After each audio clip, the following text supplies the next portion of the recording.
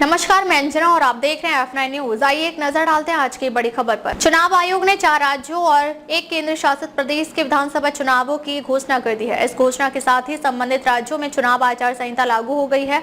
मुख्य निर्वाचन आयुक्त ज्ञानेश कुमार ने रविवार को नई दिल्ली के विज्ञान भवन में असम, पश्चिम बंगाल, तमिलनाडु, केरल और पुडुचेरी के विधानसभा चुनावों की तारीखों के बारे में बताया। असम, केरल और पुडुचेरी में एक चरण में 9 अप्रैल को मतदान होगा। वहीं तमिलनाडु में भी एक चरण में 23 अप्रैल को मतदान होगा। वहीं पश्चिम बंगाल में 2 चरणों में 23 और 29 अप्रैल को मतदान होगा।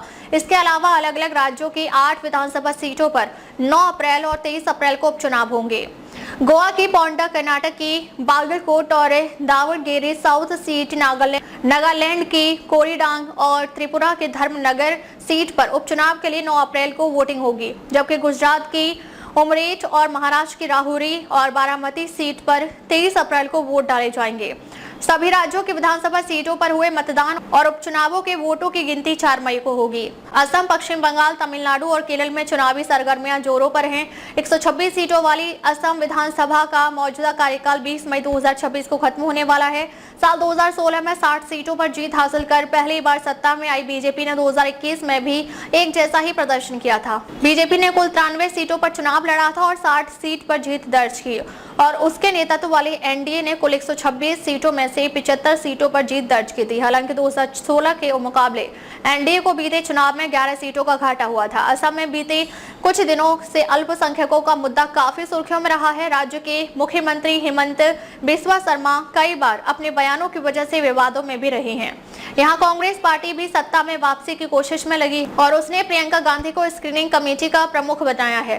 प्रियंका गांधी ने राज्य का दौरा भी शुरू कर दिया है। 294 सीटों वाली पश्चिम बंगाल विधानसभा में तृणमूल कांग्रेस सत्ता में है और यहां बहुमत का आंकड़ा 148 सीटों का है। इस समय टीएमसी के पास 223 सीटें हैं। हालांकि राज्य में साल 2021 के चुनावों में तृणमूल कांग्रेस ने 213 जबकि बीजेपी ने 77 सीटें जीती थी। पश्चिम बंगाल में टीएमसी साल 2021 से लगातार सत्ता में है। इस बार हो रहे विधानसभा चुनाव में सबसे बड़ा सियासी मुकाबला इसी राज्य में माना जा रहा है। एक तरफ वो लगातार 3 बार चुनाव जीतकर सरकार बनाने वाली ममता बनर्जी है, तो वहीं दूसरी तरफ अपनी पूरी ताकत से राज्य की सत्ता हासिल करने की कोशिश में लगी बीजेपी है।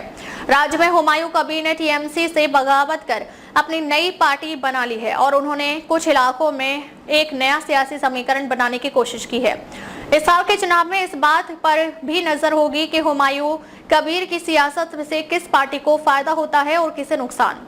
कोलकाता से F9 न्यूज एडिटर असीम कुमार सामंतों की रिपोर्ट। अब तक के लिए बस इतना ही। फिर मिलते हैं एक ऐसे ही बड़ी खबर के साथ। तब तक के लिए नमस्कार और देखते रहिए F9 न्यूज।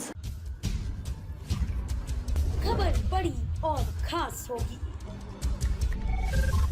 असल वजह की तलाश होगी, दुनिया भर के हर गांव, शहर, गली, मोहल्ले पर नजर हमारी होगी। खुलेंगी पर्दें, जहन में उठे हर सवाल की बात होगी, हर वो जवाब जो है आपके लिए जरूरी, जिम्मेदारी हमारी होगी। हमारी खबरों में कुछ हटकर होगी बात। देखिए सिक्के के दोनों पहलू F9 न्यूज के साथ।